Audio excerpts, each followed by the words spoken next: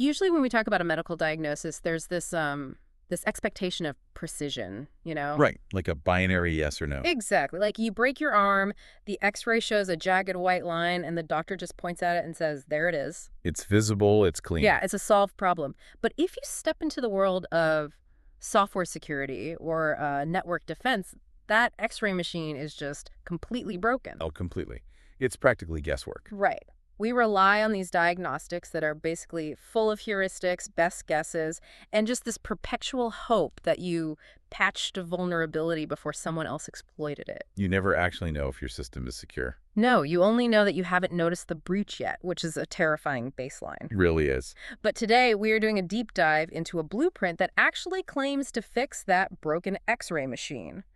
We've got our hands on the foundational architecture for an open source project called X-Ranger. And what this project outlines is, frankly, a fundamental restructuring of how we think about speed and security. And really the very nature of how computers talk to each other, right? Absolutely. I mean, it strips away the traditional layers of modern web development to achieve speeds that are almost difficult to conceptualize.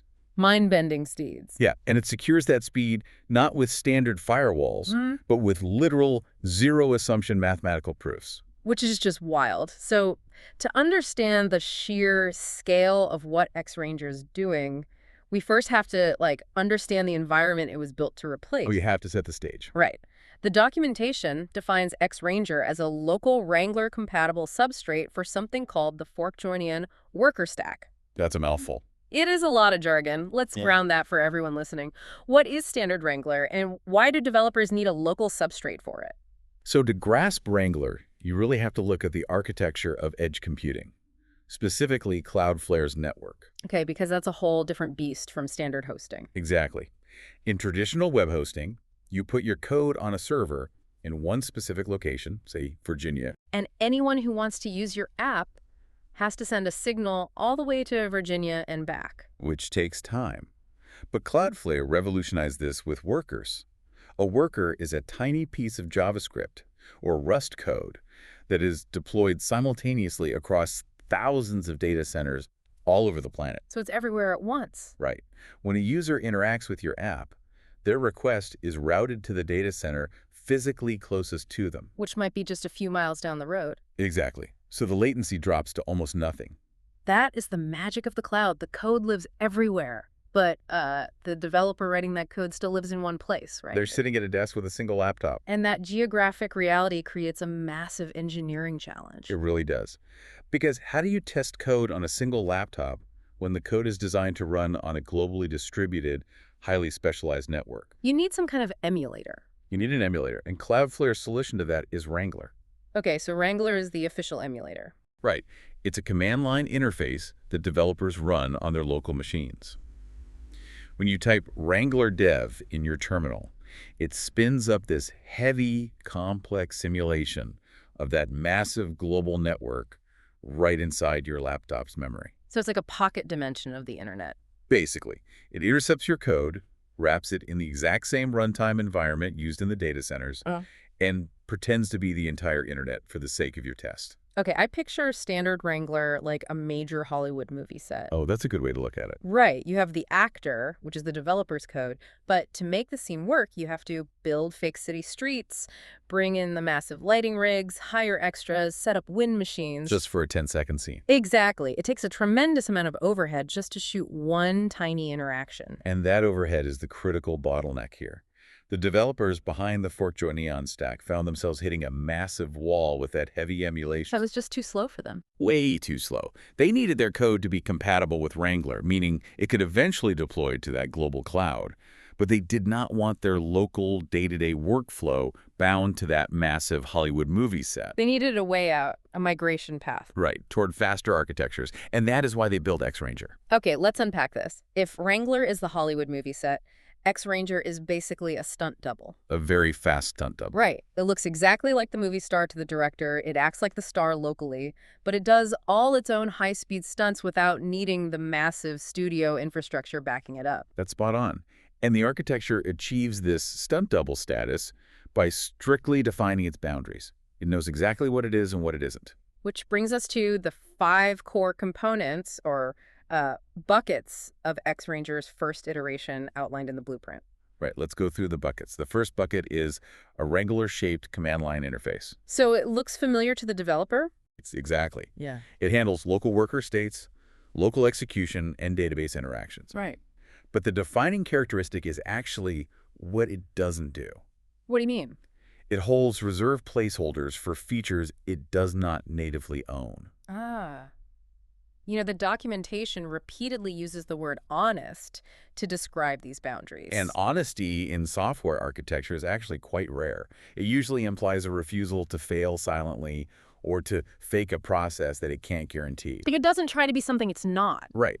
If X-Ranger cannot accurately replicate a complex cloud function locally, it doesn't try to build some brittle, half-working simulation. It just surfaces an explicit placeholder. It just tells you, hey, I can't do this. Exactly. Now let's look at the second and third buckets, because this is where the engineering gets really deep. Okay, all right. The second bucket provides standard programmatic APIs, things like unstable start worker. So existing tools can plug into it. Right. They can plug into X-Ranger without ever realizing they aren't talking to standard Wrangler. It's a perfect disguise. But the third bucket is the real engine block here. It's a Rust manager fronting a fast ingress path called no-searing. No-searing, that sounds incredibly technical. It is, but the inclusion of no-searing is the first massive clue about the performance goals of this whole project. Why does it matter so much? To understand why, we have to look at how a computer's operating system handles incoming network traffic. Okay, back to basics. Historically, when a program wants to read data from a network socket, it relied on something called a system call. Right. The application basically pauses its execution, taps the operating system kernel on the shoulder, and says, please give me the data from the network. Like asking a librarian to go get a book for you. Exactly. And the kernel stops what it's doing, fetches the data, copies it into the application's memory, taps the application back, and says, here you go. And that tapping on the shoulder is a context switch, right? Yes. The CPU literally has to switch context from user mode to kernel mode and back again. Which I assume is not a free action. It's computationally expensive. I mean, if you were handling a few hundred requests a second, it's negligible. You won't notice. But X-Ranger is handling a lot more than a few hundred. Tens of thousands of requests a second. At that scale, the processor spends a massive percentage of its total capacity just switching back and forth, essentially tapping itself on the shoulder over and over. That sounds like a nightmare for performance. It is. The iRing subsystem in Linux, which no-searing is built on, was designed specifically to eliminate this bottleneck. How? How do you read from the network without asking the kernel for the data? By setting up a shared workspace. Like a Google Doc instead of emailing a file back and forth. That's a brilliant analogy. iRing creates a pair of circular queues or ring buffers in a patch of memory that both the application and the kernel can see simultaneously. So no one has to tap anyone on the shoulder. Exactly. One ring is for submissions, one is for completions. When the X-Ranger Rust manager needs to read the network, it just drops a request into the submission ring and keeps working. And the kernel just handles it in its own time. Right. Running on its own time, the kernel sees the request in the shared circle, fetches the network data, and drops the result into the completion ring. Wow. They never actually stop to talk to each other. They just leave notes in a shared Dropbox. The context switching overhead drops to essentially zero. That is amazing. And the efficiency gains from that must be astronomical. They are. That Rust manager is the gateway to the local runtime. Okay, so that's bucket 3. What about the rest? The fourth bucket is a Forge-friendly deployment manifest. This just ensures that these hyperfast X-Ranger snapshots can be treated as first-class deployable units later on. Makes sense. And the 5th bucket? The 5th bucket is the formal mesh policy, the security layer. Ah, the mathematical fortress. Yeah. We'll spend a vast amount of time dissecting that in a bit. Oh, we definitely will. But before we get to the security layer, I want to map the physical boundaries of this system. Sure, let's do it. If X-Ranger is intentionally avoiding the heavy cloud emulation of standard Wrangler, what exactly is it running locally, and what is it pushing on to those honest placeholders we talked about? So the implementation is relentlessly local first. It does not claim full parity with Workard. And Workard is the massive C++ runtime that powers Cloudflare's actual edge network, right? Yes, the production environment. Instead of trying to run all of that, X-Ranger handles the simulation of the core fetch event. Which is just the actual incoming web requests. Right. It also emulates local bindings for environment variables, key value stores, and relational databases. So the basic building blocks of an app? Yeah.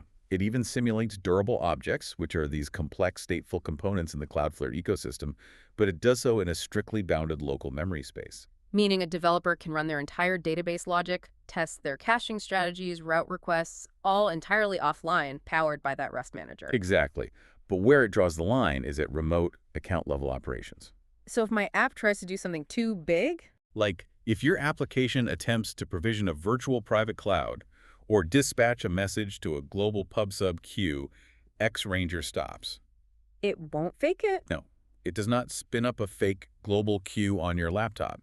It surfaces an explicit error or a placeholder contract demanding a real connection to the cloud for those specific tasks. And by tightly constraining its role like that, it frees up an immense amount of computational headroom. A shocking amount of headroom. And that headroom is what allows X-Ranger to strip away the physical envelope of web communication. The architecture utilizes a concept called multi-lane transport. Which is fascinating. The system is polyglot at the wire. Polyglot at the wire. I love that phrasing. It basically implies that the core worker code, the JavaScript or Rust logic the developer actually wrote, remains completely unchanged. Right, the code doesn't care how the data got there. But the physical vehicle carrying the data to that code can take entirely different forms. There is only one worker fetch handler, but there are 3 distinct transport lanes. Let's walk through the lanes. Yeah. The first lane is standard HTTP.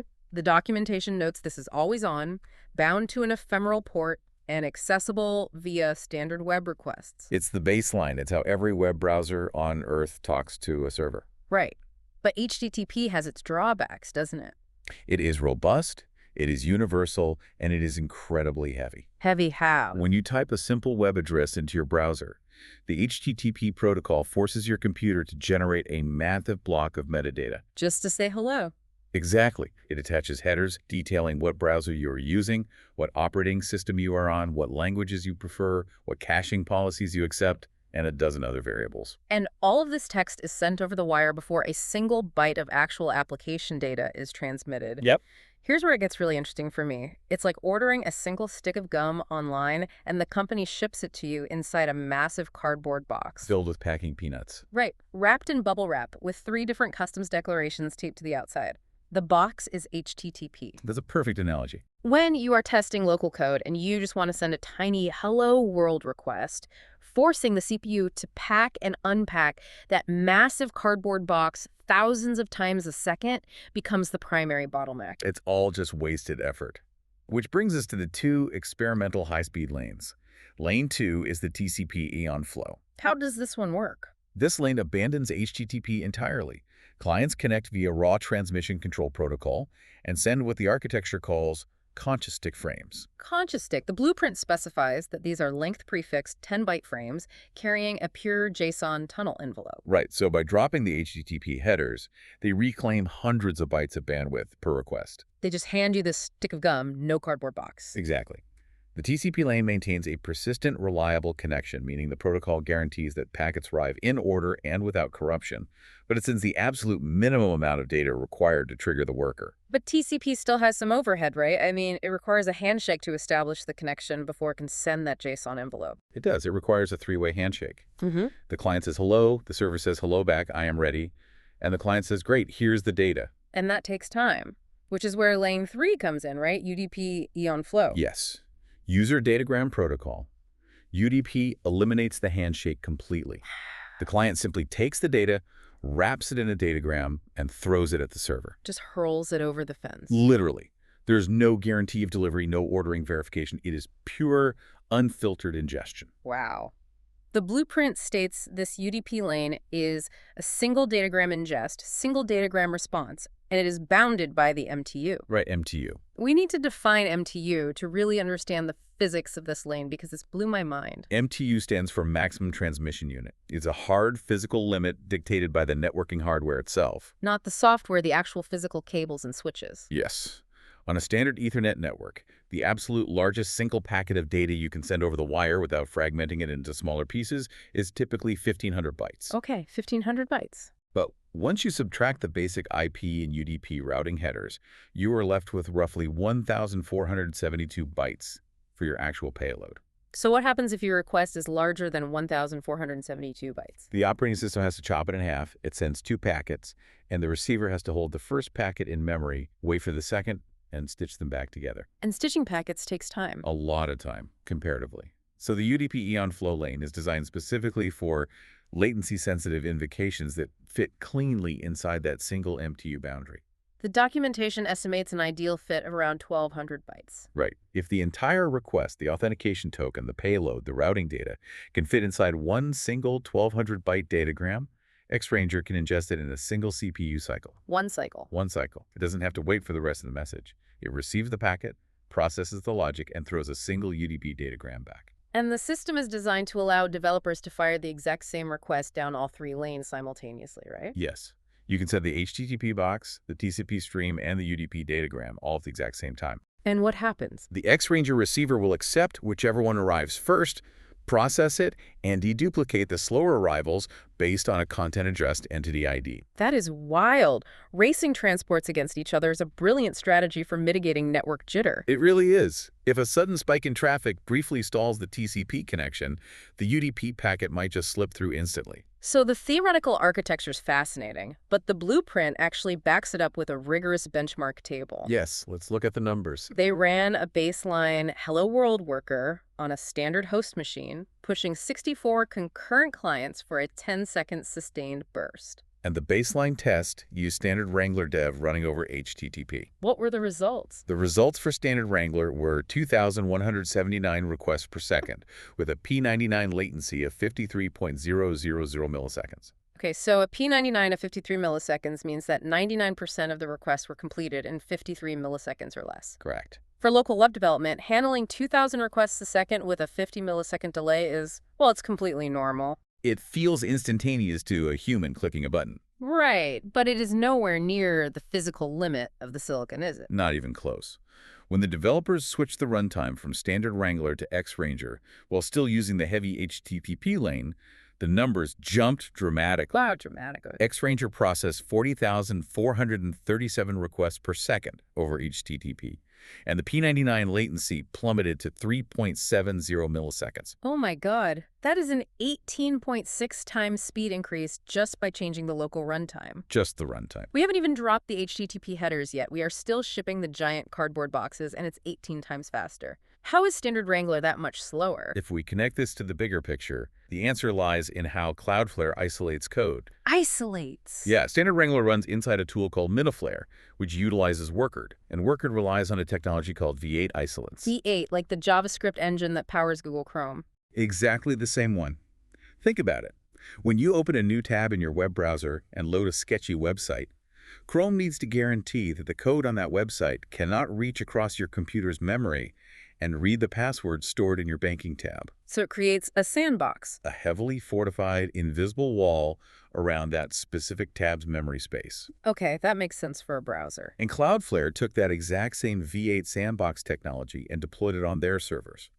They can run code from 10,000 different customers on a single piece of hardware, and the V8 isolates ensure that customer A cannot read customer B's memory. Which is a phenomenal security architecture for a global, multi-tenant cloud. It's incredible. But when you run Wrangler dev on your local laptop, you aren't hosting 10,000 different customers. Right. You are just running your own code. Yet Wrangler dev still spins up that massive, heavy V8 isolate sandbox. It forces your CPU to construct the fortified walls, instantiate a completely separate memory context, and route every single variable through strict security boundaries. Just to run your own code locally. Yes. The documentation notes this is a necessary trade-off if you require bug-for-bug compatibility with the production cloud. Like if you are testing a complex memory leak, you need the sandbox. But X-Ranger abandons the sandbox. The blueprint explicitly states X-Ranger just imports the worker module and calls fetch directly. No isolate, no sandbox, no runtime emulation. It takes the raw JavaScript or Rust code, hands it directly to the local processor, and says, execute this. And removing the V8 isolate removes the massive computational overhead of building those fortified walls. That is the source of the 18.6x speedup. But the benchmark doesn't stop there. They tested the Eon flow lanes. Right, the lanes without the cardboard boxes. When they switched from HTTP to the UDP Eon flow lane, so drop in the V8 Sandbox and drop in the HTTP headers X Ranger hit 57,188 requests per second. Unbelievable. And the P99 latency dropped to an incomprehensible 1.60 milliseconds. So that is a 26.2 times speed increase over standard Wrangler. The blueprint attributes this final massive jump directly to the framing. The 20-byte conscious stick framing means, in their words, 0 bytes wasted on envelope ceremony. Envelope ceremony. Yeah, the CPU does not have to parse strings of text to figure out what browser is connecting. It just reads the raw binary JSON payload and fires the logic. Wow. And the performance data even notes a specific optimization for the TCP lane. If you increase the laminar depth to 8, the TCP lane hits 76,115 requests per second. Laminar depth refers to the depth of the pipeline. What does that mean in practice? Well, in a standard TCP connection, you send a request and wait for a response before sending the next one. Like a conversation. Right. But pipelining, or increasing the depth, means the client shoves 8 consecutive requests down the TCP socket before waiting for a single answer. Oh, I see. And because of the no-cessuring backend, it can pull all 8 requests out of the shared memory ring in a single sweep, process them in parallel, and shove 8 responses back down the pipe. It maximizes the throughput of the connection by never letting the socket sit idle. That's exactly. Okay, 76,000 requests per second on a local laptop is staggering. But I have a major pushback here. Let's hear it. If we take off the heavy protective gear to sprint faster, how do we start from crashing? The trade-off for that speed is terrifying. It is a massive risk. You've just described an architecture that intentionally strips away the V8 memory sandbox. It takes raw code from an external network connection, even a local one, and executes it directly on the host machine without any runtime emulation protecting the kernel. Right. If a malicious payload sneaks into that 57,000 requests per second torrent, there are no fortified walls to stop it from taking over the machine. And the developers recognize that. They knew that abandoning traditional sandboxing required an entirely new paradigm of network defense. Because standard firewalls wouldn't work. You cannot rely on a standard firewall to protect an unsandboxed runtime pushing 76,000 requests a second. Standard firewalls are too slow, and fundamentally they are flawed. Okay, so this perfectly bridges into X-Ranger's most unique feature. The blueprint introduces what it calls the formal mesh policy. Yes. This is where we leave the realm of raw performance and enter the mathematical fortress. Explain how a standard firewall is flawed first, so we have a contrast. Most modern network security relies on heuristics. A heuristic firewall is essentially a massive list of known bad behaviors. A bad list. Exactly. Yeah. It looks at incoming traffic and checks it against a database of signatures. Does this request look like a SQL injection attack? Does it contain a known malware payload? Does it match the pattern of a botnet? And the fatal flaw in heuristic security is that it can only protect you against attacks it has already seen. Precisely. If an attacker invents a brand new method of entry, a zero-day exploit, the firewall's database doesn't have a signature for it. It's blind to it. The firewall looks at the malicious traffic, decides it doesn't match anything on the bad list, and lets it right through. It's the definition of a muddy diagnosis, like we talked about at the beginning. You are just hoping your list is updated faster than the attackers can invent new tricks. But the formal mesh policy abandons the bad list entirely. It implements a port-authenticated mesh, defined as a temporary bounded region with default deny transitions and an explicit port whitelist. Okay, let's define port in this specific context, because the networking world uses that word heavily and it can get confusing. Good point. We aren't talking about physical hardware ports or even standard TCP ports like port 80 for web traffic. Right. So what is a port here? In the geometry of this mesh policy, a port represents a permitted URL path and method within the application's surface area. Give me an example. For example, a POST request to Apple Login is a port. A GET request to user's data is a separate port. Okay. And if a path is not explicitly defined in the mesh policy, It does not mathematically exist to the router. the door isn't locked, there is no door. Exactly. Every single incoming request must navigate a strict 5-gate ordering sequence at runtime. The router evaluates the geometry of the request against the mesh in 5 sequential steps. Let's go through them. Gate 1 is the overlay prefix match. We will dive deep into overlays shortly, but functionally, an overlay is a defensive block placed over a specific port. So if the incoming request matches an overlay block, what happens? The router immediately returns a 403 forbidden status. Boom, stopped. Then there's gate 2, which checks the whitelist. If the request path is not explicitly defined as a port, the router returns a 404, not found. Notice the architecture here. Gate 1 happens before Gate 2. The system checks for explicit blocks before it even checks to see if the path exists. It prioritizes the denial of known vulnerable surfaces over the routing of valid traffic. It's incredibly defensive. Okay, what's Gate 3? Gate 3 evaluates the method. If the port only allows Gate 2 requests and the client sends a POST request, the router rejects it with a 405 method not allowed. Makes sense. And Gate 4? Gate 4 handles authentication. If the port configuration demands an auth token and the request arrives without an authorization header, the router drops it with a 401 unauthorized. The blueprint specifically notes that the mesh layer does not validate the token itself. That is the worker's job. But the mesh geometrically enforces that the token must be present before the worker is even allowed to see the request. It's basically a bouncer at the door, making sure you have an ID, even if they don't scan it yet. And finally, Gate 5. The inner sanctum. If the request survives the overlay check, exists on the whitelist, uses the correct method, and carries the required headers, it is delegated to the inner fetch handler. The code actually runs. Now, any standard API gateway implements some version of that routing logic. What elevates XRanger into a mathematical fortress is how that logic is guaranteed. The enforcement mechanism is entirely different. The blueprint states that the runtime directly mirrors 10 lean modules from Gnosis, and every exported function carries a dot comment citing its theorem name. Right. What on earth is a lean module? So Lean is a functional programming language and a theorem prover developed at Microsoft Research. Okay. It is not used to build web apps. It is used to digitize pure mathematics. How does that apply to software? Think about traditional software engineering. You write code and then write unit tests to check if the code works.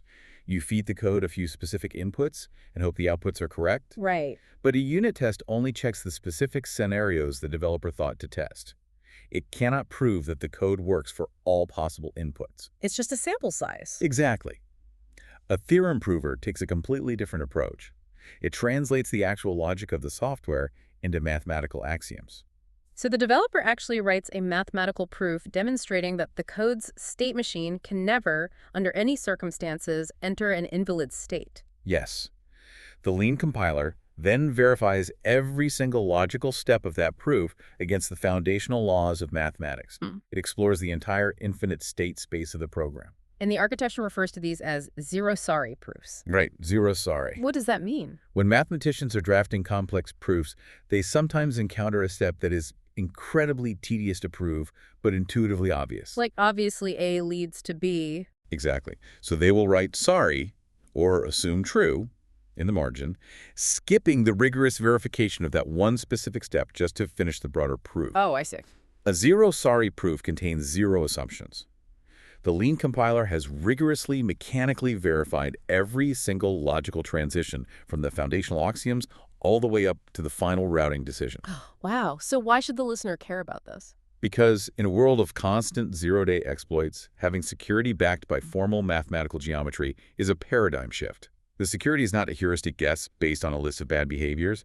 It is an immutable law of digital physics. Let's look at the actual theorems cited in the blueprint. The first is empty portless seals region. This theorem mathematically proves that if a developer deploys a mesh configuration with an empty whitelist, meaning zero defined ports, the region is hermetically sealed. Period. There is no combination of TCP packets, UDP datagrams, or malformed headers that can trick the router into passing a request to the inner worker. The state machine simply does not contain a pathway to Gate 5. It's mathematically impossible. Another theorem is port overlay cancels with imports. This proves that Gate 1, the defensive overlay, will always definitively cancel out an allowed port if their geometries overlap. The block always supersedes the allow. The implications for cybersecurity are profound. By backing the routing logic with formal Lean proofs, the developers have eliminated the concept of a routing zero-day exploit. It's literally off the table. An attacker cannot discover a clever way to bypass the 404 not found check because the denial of that path is enforced by the same mathematical certainty that guarantees 2 + 2 = 4. As long as the Lean compiler itself is sound, the perimeter is mathematically impenetrable. But, large software projects are never developed by one person. You have dozens of developers constantly updating paths, adding new ports, and trying to secure vulnerable endpoints. Right, it gets chaotic. The documentation details how X-Ranger handles overlapping policies deployed by different agents, citing a theorem called deploy order irrelevant. This is crucial for teams. When multiple agents deploy mesh policies to the same environment, the runtime does not simply overwrite the old policy with the new one. What does it do? It resolves the conflict geometrically, using the inclusion-exclusion principle. Can you clarify that? Imagine a developer realizes that a specific API endpoint, say a piece or export, has a critical vulnerability in the worker code. They can't fix the code immediately, so they need to block that specific path. So they deploy an overlay, a defensive block over that specific port. Okay, structurally, what does that look like? Structurally, an overlay is a secondary mesh laid on top of the primary port whitelist. If the vulnerable port is a shape, the overlay is a solid block dropped directly on top of that shape. And because of the deploy order irrelevant theorem? The system guarantees that the resulting merged geometry is identical regardless of sequence. So if developer A deploys the port whitelist on Monday, and developer B deploys the overlay block on Tuesday, The result is identical to developer B deploying the block first and developer A deploying the port second. The overlapping space is mathematically canceled out. the blueprint states that full containment collapses to the larger overlay. If my security block completely covers yours, the system simplifies the math. Your block just becomes part of my block. It creates a perfectly predictable, collision-proof deployment environment. You never have to worry about a race condition where two security patches override each other and accidentally leave a port exposed. The math resolves the geometry before a single packet is routed. Exactly. This mathematically perfect defense forces attackers to change their entire approach. You cannot pick a mathematically perfect lock. You really can't. You have to manipulate the physics of the environment around the lock. The documentation transitions from foundational defense into active tactical warfare, a section we can view as a cybernetic chess match. And the authors adopt a very deliberate, almost sci-fi vocabulary to describe this warfare. They refer to a deployed mesh policy as a domain expansion. A domain expansion. That term is striking. It sounds like anime. It does. A domain expansion is defined as a temporary bounded region with the user's invariance realized inside. Think of it as a localized bubble of altered physics. When X-Ranger spins up a worker and applies the mesh policy, it generates a perimeter. Right. And inside that perimeter, the lean proofs dictate reality. The only way data can transition from the chaotic, untrusted outside world into the pure mathematical reality of the domain expansion is through the explicitly defined seams, the ports. When a defender discovers a vulnerability in one of those seams, they deploy IC. Intrusion countermeasures. The blueprint defines IC as defensive overlays layered on top of the port set that block specific port prefixes without collapsing the whole mesh. You throw a force field over the broken lock while leaving the rest of the door operational. But an intelligent attacker does not just repeatedly bash their head against the IC force field. They deploy anti-IC. This cybernetic chess match. The blueprint details 3 structurally distinct avenues attackers use to try and bypass these mathematical defenses. And, crucially, every single bypass surface is backed by its own formal mathematical primitive. Meaning the system literally proves that the attack vector is theoretically possible within the geometry of the system. It acknowledges its own theoretical weaknesses. The first bypass is the overlay hole. The architecture notes this is driven by a theorem called orthogonal overlay stack additively. So the math here is rooted in spatial logic. Spatial. Yeah, the theorem states that if an attacker deploys a request structure that is disjoint or orthogonal to the defender's ICE, the defender's coverage has 0 impact. So if the defender throws a force field over the left half of the port, the attacker aims a highly specific payload precisely at the right half. Exactly. The attacker finds the gap in the overlay geometry. Because the two spaces do not mathematically overlap, the defensive overlay does absolutely nothing to stop the attack. So the defender must expand their ICE to cover the newly discovered hole. That is a spatial bypass. Right. Now, the second bypass abandons space entirely and attacks the system using time. It is called the clock rate side channel, driven by the theorem deficit unbounded in horizon. Which raises an important question. How do you attack a mathematical proof with time? Yeah, how? By exploiting the sampling rate of the runtime. No system evaluates state continuously. CPU cycles operate at a specific frequency, a tick rate. Right, the processor speed. The defender's ICE logic takes a microscopic fraction of a millisecond to evaluate the rules. The attacker realizes this. And what do? They design an attack vector that samples the port surface at a strictly faster tick rate than the defender's evaluation loop. Oh, wow. They operate between the frames of reality. That's a great way to put it. If the security camera takes a picture every 10 milliseconds, the attacker executes their payload in 9 milliseconds. The deficit unbounded in Horizon theorem proves that an attacker operating at a higher frequency can accumulate unobserved ticks indefinitely. Unobserved ticks. They can inflict state changes on the underlying worker that the defender's ICE mathematically cannot perceive because the events occur and conclude entirely within the blind spot of the clock cycle. The attacker literally outruns the math. That's terrifying. But the third bypass is, honestly, the most profound concept in the entire document, the xenonic approach. Yes, driven by the theorem barrier never reached infinite steps. The blueprint describes this attack. Attacker's position to a port is a numerator-preserving denominator-doubling contraction.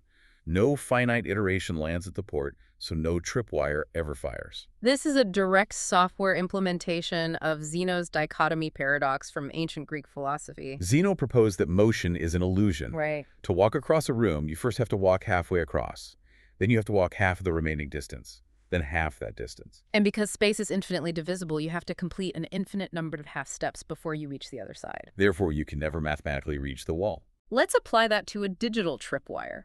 Imagine a burglar trying to break into a house with an alarm sensor on the front door. The xenonic attacker doesn't try to cut the wire. They start 10 digital feet away. And then? They move 5 feet closer, then 2.5 feet, then 1.25 feet. The denominator constantly doubles. The distance continuously halves. And because the software state space allows for recursive, infinitely divisible fractional representations of proximity, the attacker can iterate this contraction indefinitely. They get closer and closer down to the microscopic level, but they never mathematically hit the integer value of 1. They never actually touch the door. Therefore, gate 1 of the mesh policy, the overlay block, never triggers, the alarm never rings. Yet, by writing that infinite contraction, the attacker gets infinitesimally close to the protected port. Close enough to glean metadata, or read memory leaks, or view the internal state of the worker without ever breaking the plane of the defense. It's like peeking through the window. It is a stunning weaponization of classical philosophy against modern routing architecture. Truly. And the blueprint raises a critical strategic reality about these 3 bypasses. They are structurally distinct. Which is a huge problem for the defender. Meaning a defender cannot solve all 3 with one patch. Exactly the opposite. Because the math powering the overlay hole bypass is entirely different from the math powering the xenonic approach, hardening against one does absolutely nothing to protect against the others. So if a defender perfectly seals the spatial geometry of an overlay hole, They're still 100% vulnerable to a time-based clock rate attack. and if they lock down their tick rate, The xenonic attacker simply halves their distance again. The defender must stack completely different, structurally distinct geometric overlays to counter each specific class of mathematical attack. the cybernetic chess match is brutal. But the defender has one more trick. Honey pit traps. Yes. Backed by the theorems honey pit traps attacker, and honey pit does not leak real ports. A honey pit is an illusion, right? The defender deploys a fake port configuration that mimics a highly vulnerable, high-value target. It looks like an unpatched database endpoint. So the attacker sees the vulnerability and launches a complex, mathematically intensive xenonic bypass to try and infiltrate it. But the theorem guarantees that the trap geometry operates like a black hole. It absorbs all of the attacker's traffic, trapping their logic in an isolated, meaningless state loop. And does it risk the real network? No. Furthermore, the math proves that interacting with the honey pit cannot, under any circumstances, leak spatial or temporal data about the real hidden ports on the mesh. The trap neutralizes the threat by giving it an infinite, harmless puzzle to solve. It's incredibly elegant. The theoretical depth of this architecture is just overwhelming. We are talking about lean proofs, MTU-bounded UDP datagrams, and ancient Greek paradoxes used to steal data. It feels like science fiction. But X-Ranger is not a theoretical physics paper. It is a tool built for software developers who are just trying to get their daily work done. Right, they just want to build their apps. How does all of this extreme academic geometry translate to a developer's daily workflow? It translates into extreme, frictionless efficiency. The system relies on a compilation process. Okay, walk me through that. The developer writes their mesh policy in a standard human-readable configuration file, usually a TOML file. Something easy to read and edit. Exactly, but reading and parsing text files takes time. When a request hits the no-sys-uring socket, X-Ranger cannot stop and parse a TOML file to figure out the 5-gate ordering. So it pre-compiles the math. The blueprint specifies that the policy is compiled into a tiny, hyper-efficient binary artifact called a .bw bundle. A BW bundle. And the internal specification for this bundle is referred to as Magic BZRO version 1 kind 2 for mesh policy. Magic BZRO. It sounds like an arcade game cheat code. I know, but it represents the raw binary distillation of all those zero-sorry lean proofs. By compiling it down to pure binary, the runtime can evaluate the complex mesh geometry in a fraction of a CPU cycle. It bypasses the TOML parsing entirely on the hot path. And because the compilation is rooted in formal mathematical proofs, the output is rigorously deterministic. If you input the exact same TOML configuration, the compiler will generate the exact same byte sequence every single time. This determinism allows the architecture to expose a stable CLI fingerprint, right? Yes, a SHA-256 hash over the compiled bundle bytes. The cryptographic hash acts as a unique digital fingerprint for the specific state of the mesh policy. This solves a massive logistical nightmare for continuous integration and deployment pipelines. It really does. When a team is managing a massive monorepo, a single repository containing hundreds of different workers and services deploying updates can take hours. The deployment tooling has to rebuild and upload every single piece of code. But with the SHA-256 fingerprint, the deployed tooling just compares the local fingerprint on the developer's laptop against the fingerprint currently live on the server. If the hashes match, the tooling knows with absolute cryptographic certainty that the complex mesh geometry hasn't changed by a single byte. So it skips the redeploy entirely. It creates a perfectly content-addressed caching layer. And the developer doesn't have to manually invoke this compilation step, do they? No, the blueprint details a deep integration with Vite. Vite is a highly popular, incredibly fast build tool used in modern web development. It handles transforming code, bundling assets, and running the local development server. The X-Ranger ecosystem includes a Vite plugin that hooks directly into the build pipeline. So it's invisible to the user. Completely.